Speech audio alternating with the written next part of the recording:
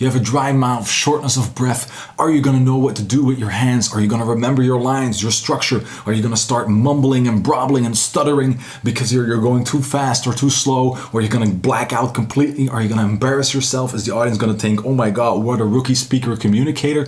All those things are rushing through your head and you fear them, and they might happen because they happen all the time to speakers all across the world. It's those darn nerves, cortisol, you cramping up, taking control over your entire body and mind. And all you want to do is perform, bring your best story, your best performance to get that investment money, to get that project approved, to inspire those people at a conference. But one thing is getting in the way, and that are those nerves. Now, it's perfectly normal to have nerves. I have it, other professional speakers have it, and definitely if you're just starting out and you don't have the necessary experience, they will flare up. It's a normal thing. But good news is you can control them. You can keep them in check and make sure they will decrease over time. And if you need it, for example, already tomorrow for a presentation, there are insights, techniques that everybody uses across the world that work 100% of the time. So you don't even have to believe in the list that I'm going to present to you in this video. They will work with you guaranteed. So let's keep those nerves in check. Let's calm down so we can perform to the best of our abilities. Without further ado, let's dive right in. Let's go. Are you listening? Damn.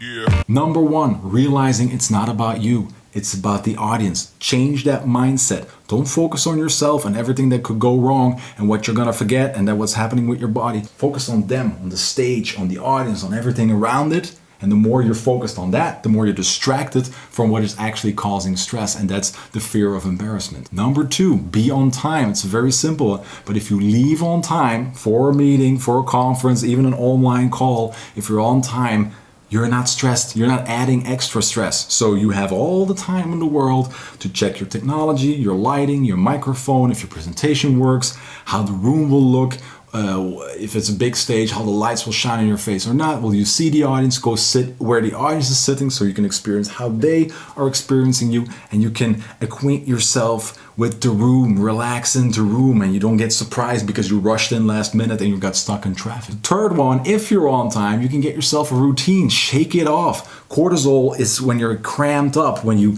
do this, you make yourself small. But if you do this and make yourself small and get cortisol, and you can then get expected to be big while you're presenting, while you're speaking, that doesn't work. So what you got to do is you got to walk around, walk outside, fresh air, breathing exercises, listen to music, do whatever, yoga, stretch yourself, as long as you're moving around and you're making sure the right hormones are getting pumped through your body. So you make yourself big and take that energy on the stage in front of the group. So shake it off. Number four, focus on the beginning. The time of preparation is gone. Once you're there to present or to speak, trust yourself. You prepared yourself so your brain can remember the content.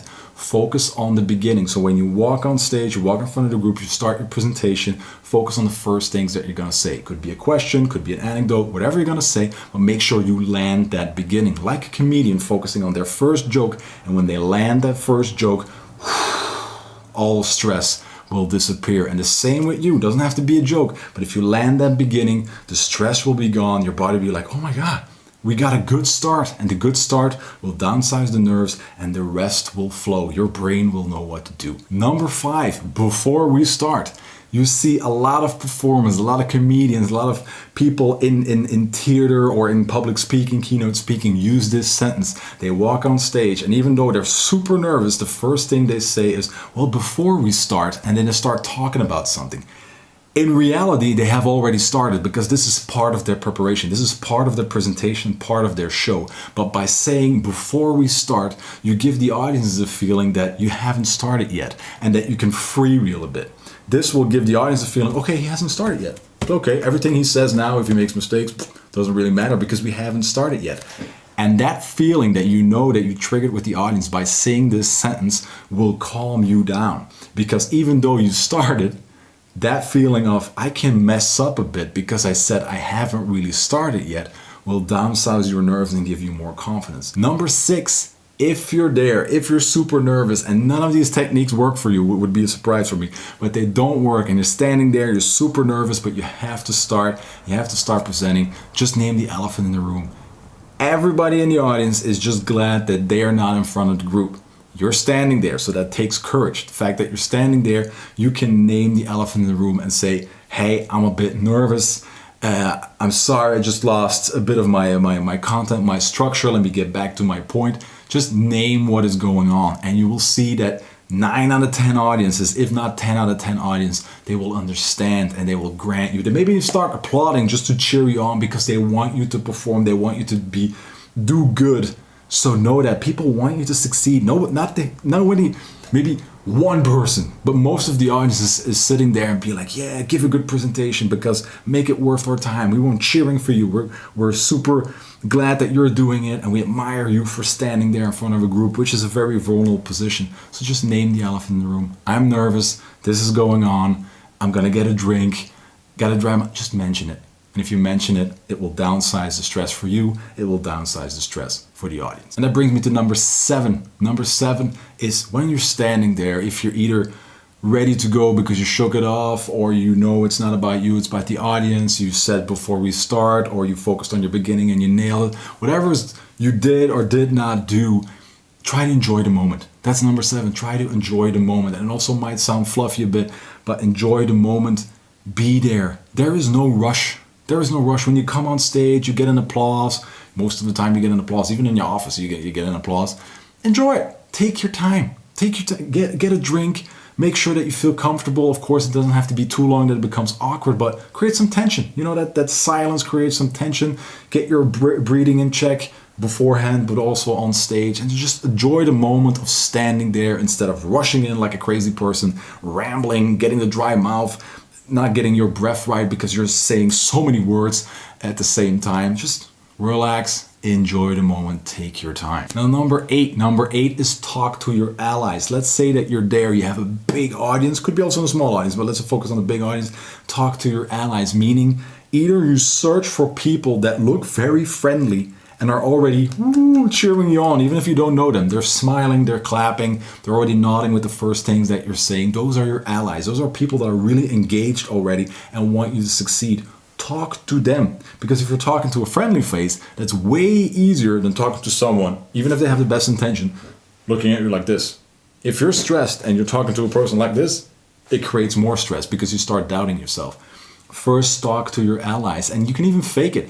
If you have colleagues or friends, put them in the audience, spread them out and talk to them. The audience will get the feeling you're talking to everybody, but you're actually talking to your friends, your friendly faces, cheering you on, and it will boost your confidence. Once it boosts your confidence, you can talk to everybody and start performing. Number 9, I told you we're gonna go quick. Number 9 is downsize the distance. You're already downsizing the distance by talking to your allies, talking to the friendly faces, but make sure that physically you downsize the distance. So for example, if I do a workshop, I remove the tables and put people in a half circle because it makes it more, they come closer to me. So the distance I need to cross is smaller, it's more cozy. And also on the big stages, I stand in front of, at the front of the stage to stand as close to the audience as possible to make sure that the distance between me and them isn't too big. The bigger it is, the harder and the more energy I need to produce to get my message across. If you're nervous, that's not something that you want to do. You don't want a big distance between you and the audience. So downsize it in the room. That's why it's also important to be on time to check how is the room set up and can I change something. But there is also a non-literal, is a figurative distance, is by asking a question. And when you're nervous, you don't want to interact with the audience because you're nervous and your fear is that everything will go wrong. But prepare very simple questions and prepare yourself for the different answers that are possible. And simple questions can just be a raise of hands or people that have to shout a number, something very safe. But if the audience, which is a crazy, scary monster when you're nervous, starts to interact with you, raises their hand, starts laughing, starts nodding, says a number 7, 8 times, 9 times. When they react, the distance between you, the figurative distance between you becomes smaller and you will start to relax. This is a very, very often used technique to downsize nerves completely. Downsize the physical distance and downsize the figurative distance, mainly by asking Simple questions. Number 10, we're almost there. Number 10, build in stops. If you know that you're super nervous and you have the risk to start rambling, or you can't control your mouth or your breathing, and you know this happens every time, even though you tried everything I just said, then you can still build in stops. Building in stops means if you know this up front, you can put, for example, a video, a riddle, a question people need to think about, some moments in there that you know will be there because you put them in there, that you have time to breathe, time to drink something, that maybe the lights go off and people watch a video, everybody's distracted by the video, nobody's focusing on you, so you can get that drink, come to your senses again, relax a bit, and after that 1 minute, maybe 2 minutes, or maybe even 10 to 20 seconds when you ask them a question or show them a riddle, you can get back out there and you know another stop is coming. So that's how you can make sure that you don't have flare-ups of nerves and rambling throughout your story presentation. Number 11, last three. Number 11 is tell a story. Tell a story has everything to do with, are you just transferring a message that you have to transfer because your manager asked, or that you want to talk about certain numbers or a project, or are you actually telling a story? Because if you have to just say something what you did in the weekend, you will be able to talk about it, but it won't be a real story. It's just you sharing information. But if you build it into a story and you talk about how your barbecue was and what you did in your favorite hobby and how you experienced something, and you prep it in such a way that it's not just a report of your weekend, but the highlights and the things you're most passionate about, which you have in everything. The most boring topic can be brought in a passionate way. You will tell a story, and if you tell a story, you want to share this with me. You don't want to share a report of your weekend, but you do want to share how you won a competition together with your son during some soccer competition or padel competition that you want to talk about. So tell a story, because a story you want to tell, you want to share. A story will make you focus on the audience instead of what content do I need to remember, what information do I need to remember. A story you want to tell, that want will turn into a certain passion, excitement, inspiration, and that's what the audience will feel, and that will you feel, and that will downsize your nerves. And that brings me automatically to number 12. If you want to tell a story, you got to prepare. You got to prepare, you got to practice, you got to analyze what your audience is about, you got to analyze what your points are, what is interesting about your weekend, if that is your presentation. What is interesting about your weekend, what is interesting for the audience, what you like, what you're passionate about, what are the highlights, and shape that into the universal structure that is, by the way, on this channel. You can check the video, I'll put it at the end of this video, and put it in that structure. And if you're well prepared, you know what you're talking about. You know exactly how to go from point A to B to C. You added some extra sauce, some interactions, some riddles, some videos, some cool things that you're going to do with the audience, and you can't wait to share it with them because you know it's going to be a great experience. Even if you're talking about your quarterly financial results, yes, it's also possible with that.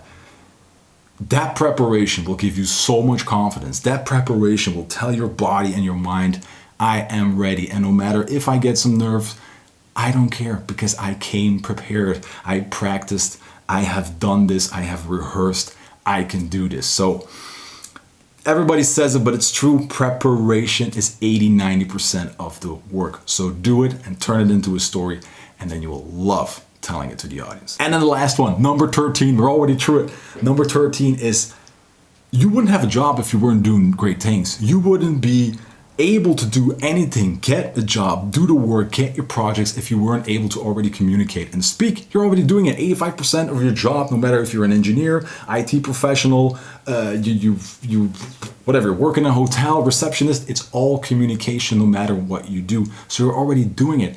And no doubt that you already have great successes during a presentation, during a pitch, during a conversation with someone. Anchor those successes. How did you feel afterwards? Probably great, probably very confident, probably very appreciated, seen, and heard. That feeling, anchor it, lock it in. And I mean by that is link it to a piece of music, link it to a certain smell, link it to a certain movement, link it to a certain whatever sense is most active with you. For me, it's, for example, seeing, but for other people, it's feeling or hearing or smelling. Smell is a very powerful one. And anchor it. Why? Because it brings me back to one of the first points, is shake it off. Get yourself in the zone by moving around, walking, breathing. But if you, for example, like To give you an example, if I smell waffles, I think about my grandmother and the cozy Wednesdays that I got with her and that we made as a kid waffles together. And every time now I smell waffles, I think about those moments with my grandmother and I relive that feeling. That's anchoring. You can do the same with that feeling you had after that great presentation you had, even though you had no clue what you're doing or you were super nervous, you nailed it. Anchor it. Maybe, let's say this is a stupid one. I got a pen. Let's say you tap every time you have that feeling after presentation, you tap yourself on the finger with that pen. That feeling, after a while, if you're feeling nervous, you tap your finger with that pen and your body will know, oh yeah, that's the moment I need to feel great. The anchor gets triggered, and just like with my waffles and the grandmother, you will feel, all right, I'm confident. It sounds stupid, but it is so powerful, anchoring. So if you have great moments, lock them in. So those were the 13 most used techniques by any professional speaker, comedian, singer, politician, whoever is standing on stage to get their nerves in check. I use all of them, all 13, and they work every single time. And lately, to end this video, I was at a big show, 3,000 people, where one of my favorite comedians, Michael McIntyre, was doing their show. And he walks on stage, he has 25, 30 years of experience in comedy. And he starts and he says, before we start, and he starts talking. So that's one point. He starts a small, very easy interaction with the audience, and you see that he is calming down. He was there way up front, rehearsing, checking the lights, standing on stage because I could see him from the top, and he was rehearsing, and probably did even more of these points backstage that I couldn't see. And there you see 25, 30 years of experience. They also use these points. They also get nervous, and they know this works. I use them, I know they work, and now you know them and you know they work, and you can start trying. So next time you, your friend, your colleague says, oh my God, I'm so nervous for tomorrow. I can't keep myself in check with the breathing and the dry mouth and I'm gonna black out. Send them this video, watch this video, start practicing, and you will have easy sailing. And as you progress and get more experience and you see more things, you will become calmer and calmer, and you will replace nerves and stress for excitement, inspiration, adrenaline, and the feeling like, yeah, let me tell this story, let me get on stage, let me get in front of this group. I am ready to perform, I am ready to rock. And that's what I want for you. So I hope this video helps. I know it's a bit longer, it was a long list, but I went through it quick. I was Marnik van den Broek. Keep presenting, keep standing out, and see you next time. Bye-bye. Are you listening? Damn.